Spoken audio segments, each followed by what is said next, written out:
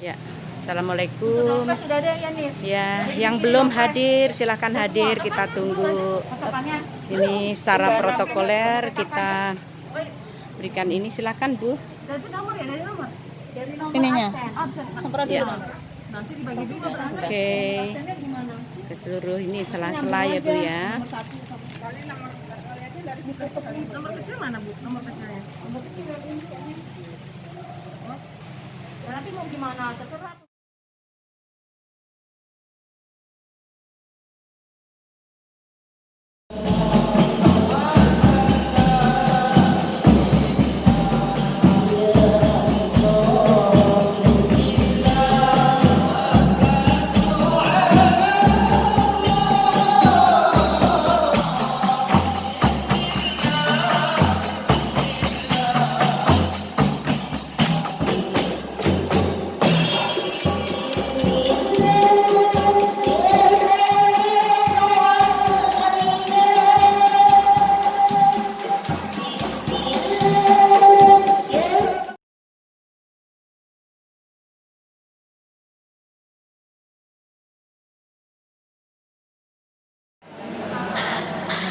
Yang terhormat Ibu Mumun Sigit, Ketua PKK RW 06 beserta seluruh jajarannya.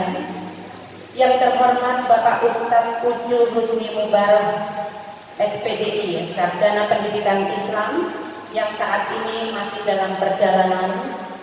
Yang terhormat Ibu-ibu Ketua RT dan seluruh jajarannya.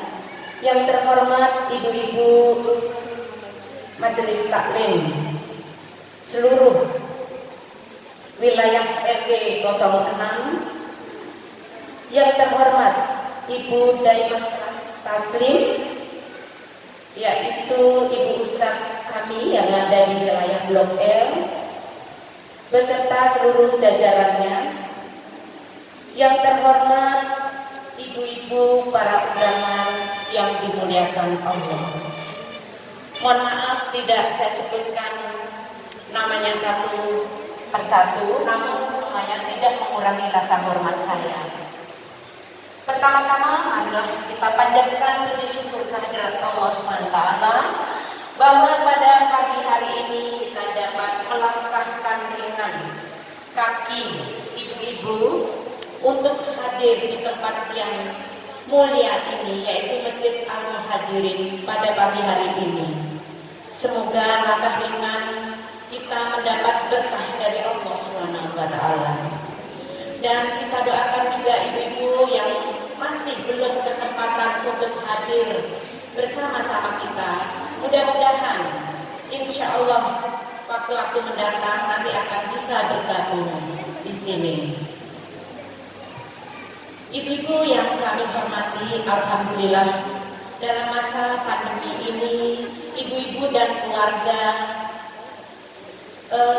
saat ini masih diberikan kesehatan, kesabaran ya Bu ya, terutama ya, baik itu dalam segi hampir semuanya ya, terutama ini adalah dampak ekonomi yang terasa.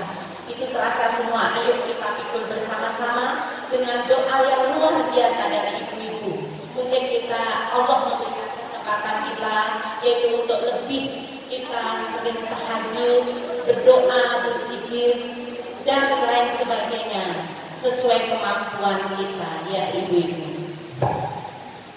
Dan saya juga ikut mendoakan mudah-mudahan ibu-ibu sekeluarga selalu diberikan kesehatan yang prima.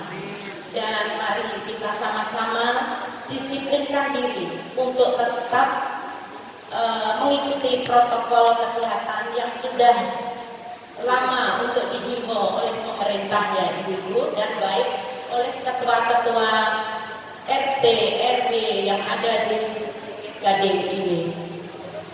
Saya juga salut ya ibu-ibu dan bersyukur bahwa putra-putri ibu-ibu ini sudah banyak karena lingkungan ibu ya, sudah banyak yang mendapatkan manfaat baik, yaitu dengan sekolah-sekolah di Islam ya Bu ya, di pondokan. Itu alhamdulillah Bu, karena Islami. Seperti saya dulu, alhamdulillah juga pernah lama 8 tahun di Riau. Ini juga lingkungannya adalah Islami. Jadi anak-anak kami itu begitu lulus, waktu itu ada program dari pemerintah. Begitu lulus itu mendapatkan kedua kelulusan. Ketika sore masuk madrasah, di mana di situ sudah mulai masuk ilmu pengetahuan umum. Kalau sekarang sudah ada khusus sekolah ya Bu ya, yang nuansa Islami. Itu bersyukur banget, alhamdulillah. Seperti itu dengan masa-masa global ya Bu ya, bahwa semua pendidikan putra-putri kita ini semakin maju, ditunjang oleh teknologi canggih ya, teknologi tinggi. Namun kita juga lebih ketat lagi, lebih cermat lagi, lebih kerja keras lagi, yaitu berusaha untuk mendampingi ketika menonton TV, terutama ini HP ya. Itu juga harus kita selektif. Jangan pernah bosan untuk memberikan teguran, masukan, karena ini tugas kita ya, ibu-ibu. Saya tahu ibu-ibu yang sebagai karyawati ya, karyawati ini juga dituntut di lingkungan kerjanya ya Bu ya, sampai rumah juga ibu-ibu menjadi seorang ibu rumah tangga yang harus bisa menjadi contoh tauladan bagi putra-putrinya. Karena sekarang anak-anak itu diam-diam mengamati secara tidak sadar. Apa yang kita lakukan itulah yang dicontoh seperti itu. Kami sama-sama, Bu, saya dan ibu-ibu semua masih banyak kekurangan-kekurangan. Makanya saya juga salut banget dengan adanya majelis taklim di sini. Maka kita bisa menghimpun ilmu sebanyak mungkin, semaksimal mungkin, sesuai kemampuan kita masing-masing. Yuk kita sama-sama ya Bu ya, kita belajar bersama agar kita mendapatkan yang terbaik di samping luar biasa pengaruh di luar sana. Mudah-mudahan putra-putri ibu sekeluarga semuanya dalam lindungan Allah Subhanahu wa taala, dalam amalan dan dalam bimbingan iman Islam yang kuat. Mungkin itu aja Bu sambutan dari saya. Sekali lagi mohon maaf apabila ada kekurangan dalam saya penyampaian, karena ini kita sharing ya Bu ya, kita sama-sama. Nanti sambil menunggu Pak Ustadz, nanti kita ibu-ibu. Wala quwwata illa billah. Alhamdulillah Bapak Ustadz. Ba'du faqad qala ta'ala fil Qur'anil Karim. A'udzu billahi minasy syaithanir rajim. Wa'tasimu bihablillahi jami'an wa la tafarraqu. ولذلك قال نبينا محمد قال نبينا محمد من تعلم بابا من العلم ينتفع به في آخرته ودنياه كان خيرا له من عمر الدنيا 7,000 سنة صيام نهارها وقيام ليالها مقبولا غير مردود. صدق الله العظيم وصدق رسوله النبي الحبيب الكريم ونحن على ذلك من الشاهدين ولعلنا من الشاكرين والحمد لله رب Alamin. Hadratul mukarramat, segenap para ustazah, pimpinan majelis taklim, yang mudah-mudahan kita doakan bersama para guru-guru kita, para ustazah-ustazah kita senantiasa selalu ada dalam lindungan Allah Subhanahu wa ta'ala.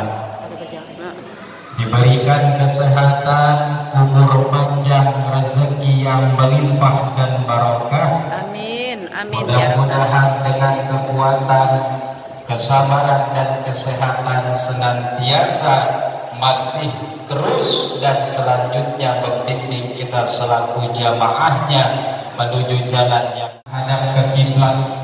Tangannya yang sebelah kanan nempel ke tanah biar mukanya ke kiblat. Berarti kepalanya ada di mana dong? Ya baik aja. Kalau barat ke sana berarti kepalanya ke mana tuh? Ke utara, kakinya ke selatan. Yang sampai di kurang hati, kasihan. Yang sampai tepung, mukanya, ininya, pocongnya dibuka.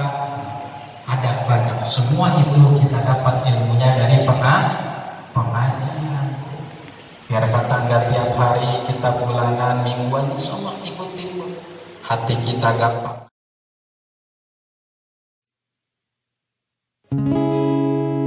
أستغفر الله رب البرايا أستغفر الله من الخطايا أستغفر الله رب البرايا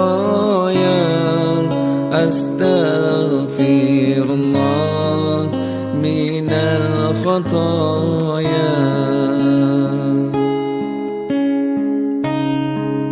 ربي زدني علما نافعا ووفقني عملا مقبولا ووهب لي رزقا واسعا وتب علينا توبة نصوحا وتب علينا توبة نصوحا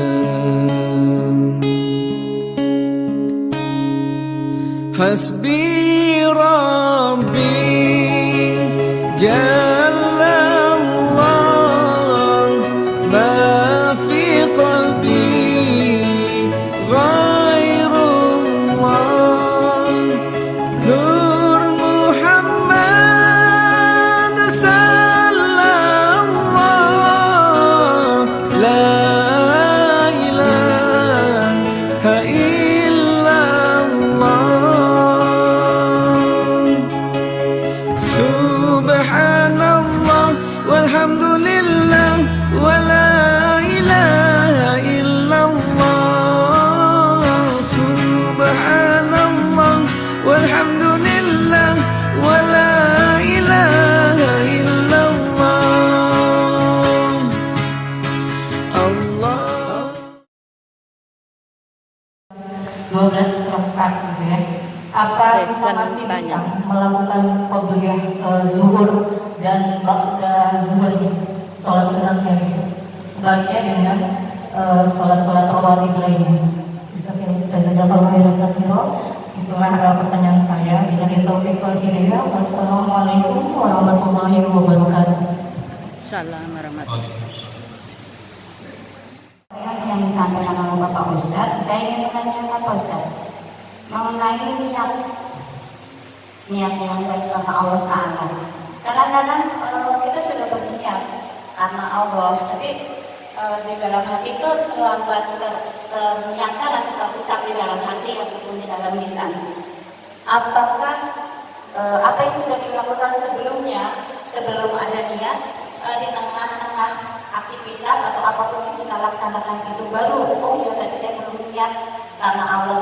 Apakah amalan yang sudah kita lakukan sebelumnya itu tercatat sebagai amalan kita, amalan yang baik? Itu aja, terima kasih. Wassalamualaikum warahmatullahi wabarakatuh. Apakah boleh belajar sendiri secara langsung gitu, maksudnya tanpa menggunakan master yang sudah ada dalam kita, apakah boleh? Terima kasih. Assalamualaikum warahmatullahi wabarakatuh. Waalaikumsalam warahmatullahi. Baik, terima kasih. Ada 3 penanya, mudah-mudahan sedikitnya ada bisa saya bagikan. Walaupun nanti tidak puas, silahkan mungkin bertanya atau mencari sumber yang lain. Mudah-mudahan ini menjadi satu stimulus saja untuk kita terus browsing atas apa yang kita tidak tahu. Baik, yang pertama berkaitan dengan sholat rawatib ya Ibu. Nah, sholat rawatib yang dilakukan di mana sholat fardunya itu dilakukan tidak tepat pada waktu azan dikumandangkan atau pada waktu yang paling afdol namanya.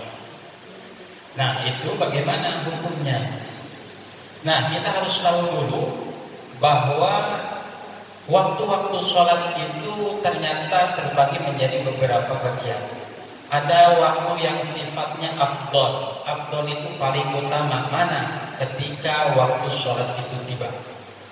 Ketika keburu sholatnya mungkin entah di perjalanan sedang macet, tidak memungkinkan dia bisa ikut berjamaah di awal waktu, lantas kemudian ketemu masjid atau musola di pinggir jalan, atau sampai ke rumah kurang lebih misalkan kalau zuhur jam 12 dia baru datang jam setengah 2 gitu ya.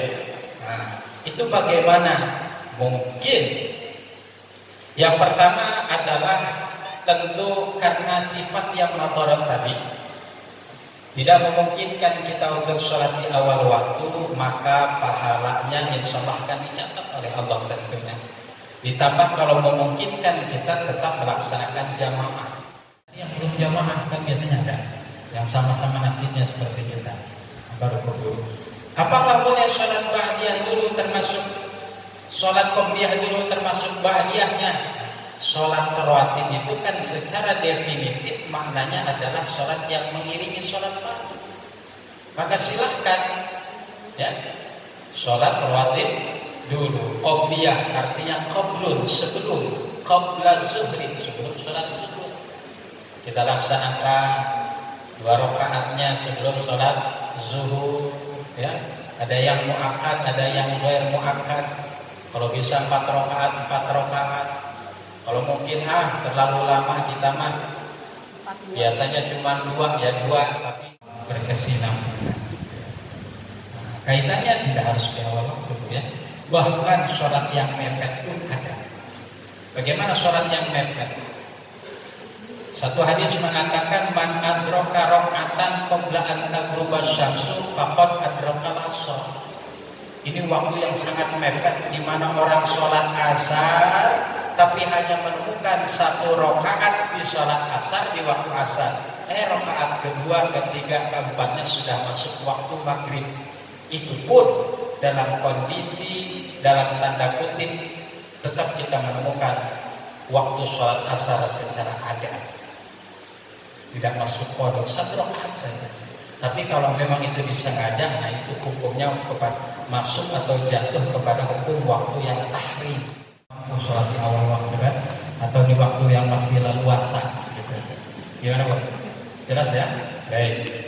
Yang kedua berkaitan dengan niat. Baik.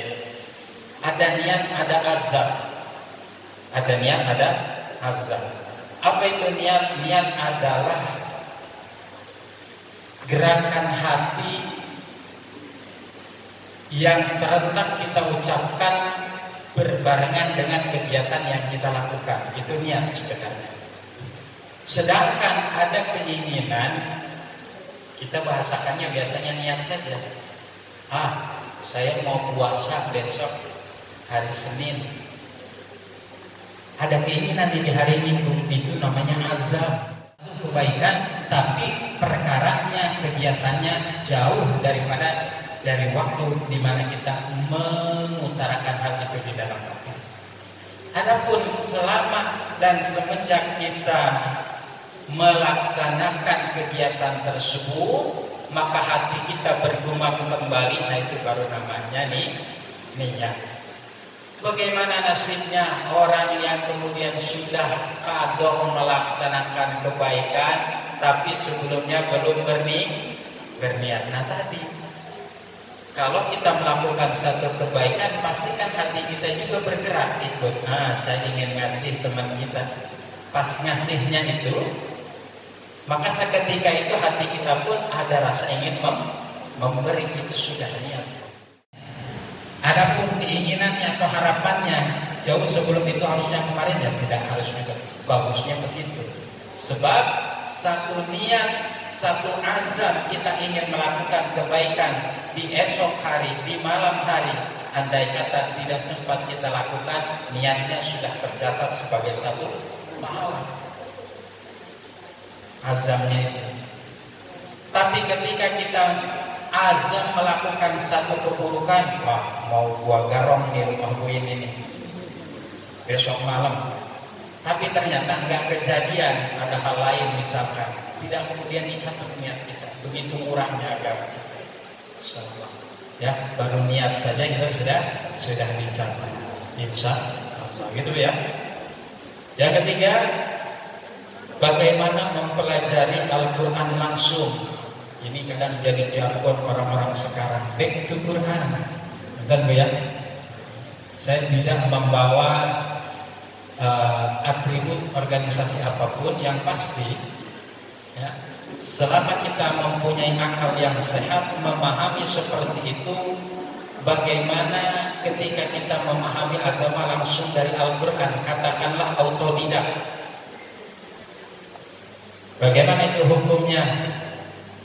Al-Quran dan Islam hadir dari mulut malayantiku anil hawa in huwa illa wahyu yuha, dari perkataan Rasulullah, di mana perkataannya itu tiada lain adalah merupakan wahyu dari Allah Subhanahu wa taala. Secara autodidak, sedangkan Rasul sendiri diajarkan oleh Jibril. Jibril datangnya dari Allah Subhanahu wa taala. Rasul turun ke sahabat, sahabat belajar ke Rasul, tabi'in belajar ke sahabat, tabi'un belajar ke tabi'in, para ulama belajar ke ulama guru-gurunya. Maka setinggi apa memang kita pangkatnya kemudian untuk belajar langsung dari Al-Quran. Al-Quran itu kalamullah, disebut sebagai sumber ilmu. Kalau ibarat sumber gimana sih? Kita pengen ngebasok nih, makan bakso. Tahu oblongnya itu tempat masak bakso. Kalau kita makan langsung dari situ, kuat nggak Bu? Dari sumbernya langsung. Waduh, lodoh bibir kita. Nah, maka kita makan dengan menggunakan satu wadah yang sudah diperuntukkan oleh ahlinya untuk makan. Apa? Mangkok, pakai sendok, pakai garpu. Nah, maka mempelajari agama juga bukan berarti salah untuk orang yang sekelasnya, para mujtahid mutlak, sekelas Imam Syafi'i, Imam Ahmad bin Hanbal, Imam Abi Hanifah, Imam Malik. Mereka dengan otak dan kapasitas yang memahami agama mampu mengartikan Al-Quran sehingga menjadi produk hukum fikih namanya. Sekelas kita tidak mampu. Dari itu kita harus gunakan mangkok. Maka kita cukup menggunakan apa yang diajarkan para ulama. Bukan berarti itu berseberangan dengan Al-Quran, karena pendapat-pendapat para ulama dalam buku-buku dan kitab-kitab fikih yang kita kenal itu semua tersarikan dari Al-Quran dan hadis. Enak kita cukup menikmati mengkonsumsi produk yang jadi, tidak usah tahu sumbernya. Ibu-ibu kalau mau masak, orang dulu biasanya masak itu kan pakai apa sih? Yang dari bambu itu? Suluh. Hah? Tungku apa sih? Buat masak pakai seng gitu. Asepan ya. Ibu saya dulu asepan yang kerucut itu. Nah, kira-kira kalau ibu datang langsung ke pohon bambu, nemu nggak? Ke sumbernya kan dari bambu. Nemu nggak? Enggak. Kita datang harus kemana? Ke pasar, ke tukang kelontongan. Sama memahami Al-Quran juga, jangan kemudian kita baca Al-Qurannya kemudian kita artikan sendiri. Terjemah itu bukan arti sesungguhnya, hanya alih bahasa. Tapi datangnya kemana kita? Kepada ahlinya. Siapa ahlinya? Para ulama. Ulama itu bisa kiai, bisa ustaz. Di Betawi namanya mu'alim. Ya. Di Melayu namanya guru. Banyak. orang-orang yang ahli dan faham. Begitu kira-kira ya. Jadi memahami Al-Quran adalah dengan kapasitas kita cukup memahami produk-produk yang tersalikan dari Al-Quran, dari mana? Dari orang-orang yang terpercaya dengan keilmuannya yang mumpuni memahami Al-Quran. Kira-kira begitu. Terima kasih. Cukup jelas ya Ibu jawaban dari Ustaz. Semoga dapat kita terapkan dalam kehidupan kita sehari-hari. Amin. Rahimakumullah. Mohon maaf bila tadi ada 1-2 kata baik dari pemaparan saya termasuk jawaban yang sekiranya ada yang kurang tepat ataupun kurang memuaskan. Mudah-mudahan tadi saya bilang ini menjadi satu stimulus, menjadi satu perangsang untuk kita terus menggali apa yang tidak kita tahu saat ini. Mudah-mudahan belajar itu kan tidak harus, sebenarnya paham itu bukan wilayah kita. Kita cuma diperintah untuk mau, ada kemauan, keinginan ngaji. Nanti pahamnya entah hari ini dikasihnya, entah besok lagi masa ketemu apa, oh itu maksudnya yang dijelasin Ustaz kemarin. Begitu tuh pahaman nanti insya Allah Allah yang kasih insya Allah. Pengajian kita hari ini penuh barakah. Amin ya rabbal alamin. Ya dzal jalali Allahumma shalli wa sallim ala sayyidina Muhammadin fil awwalin wal akhirin wa barik wa sallim wa radiyallahu ta'ala an kulli sahabati Rasulillah ajma'in. Amin amin alhamdulillahi rabbil alamin. Allahumma shalli wa sallim ala sayyidina Muhammadin salatan tuwasi'u biha 'alaina al-arzaq wa tuhassinu biha lana al-akhlaq wa ala alihi wa sahbihi wa sallim wa salatan takunu li kulli da'in dawa wa li kulli 'illatin shifa wa tanfa'u 'ala kulli mihnatin wa bala. Allahumma ighfir lana dhunubana wa li walidina warhamhum kama rabbana shighara.